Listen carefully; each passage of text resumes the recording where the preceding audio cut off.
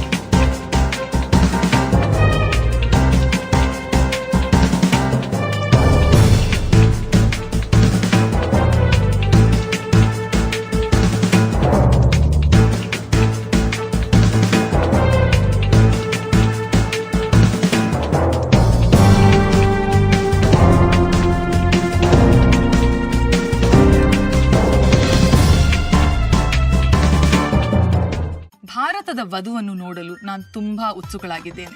ಪ್ರತಿಯೊಂದು ಸಂಪ್ರದಾಯ, ಆಭರಣಗಳ ಪ್ರಕಾಶಮಾನವಾದ ಅಲಂಕಾರ ವಧುವಿನಿಂದಲೇ ಮಾತ್ರ ಕಾಣಬಹುದು.